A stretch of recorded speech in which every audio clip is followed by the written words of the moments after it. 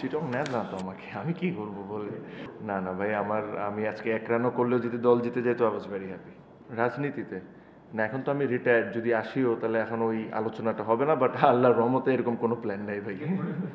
I know it was very difficult, it is very very difficult for him to not to play, but ও ওই জিনিসটা show করে নেয় and that made our life easy. দেখেন, I have won the trophy twice.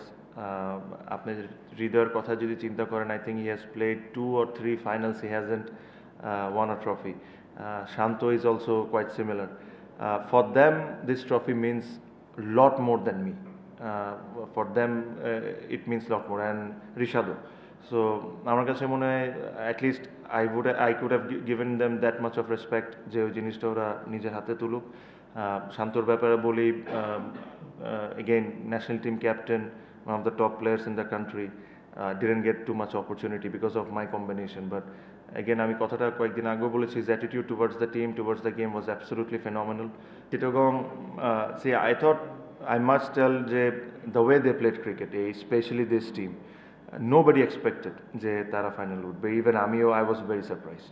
But with the capacity whatever they had, ওরা, I thought they overachieved.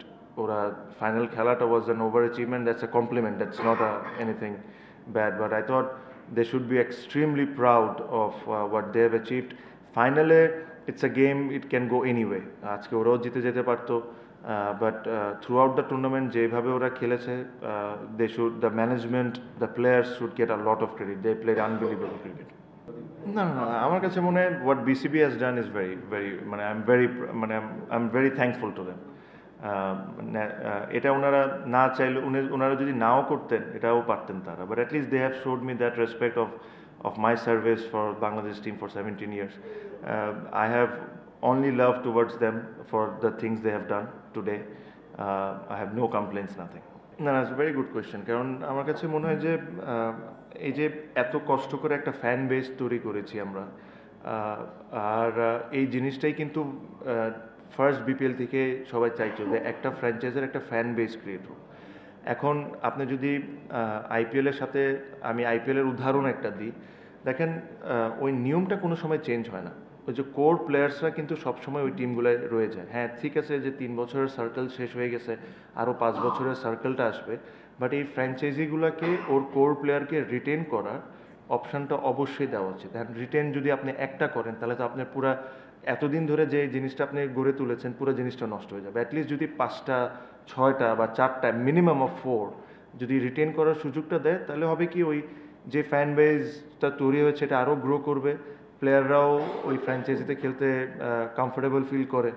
So I really hope যে যখন এই নিয়মকানুনটা ওনারা করবেন নেক্সট ইয়ারের জন্য, এই জিনিসটা যেরকম ওনারা মাথায় রাখুন। এখন প্রবলেম যে জিনিসটা হয়ে যায় যে ওনার্স চেঞ্জ হয়ে যায়, লেটস সে চিটাগংয়ের এই বছরে একটা ওনার্স, নেক্সট ইয়ার আরেকটা ওনার্স, বাট এটাতেও টিমটা তো একই থাকতেছে, টিমের প্লেয়াররা তো একই থাকতেছে। সো ওনার চেঞ্জ হোক বা না হোক, অন্য কেউ আসুক না আসুক, কেউ যদি চিটাগংয়ে রিপ্রেজেন্ট করে থাকে, they should be allowed to retain from their squad. And তাদের যদি ইচ্ছা হয় যে রিটেনই করবে না, এটা তাদের ব্যক্তিগত ব্যাপার, বাট জাস্ট ওনার চেঞ্জ হয়ে যাওয়ার কারণে অন্য টিমগুলো সাফার করবে, দ্যাট ইজ নট রাইট।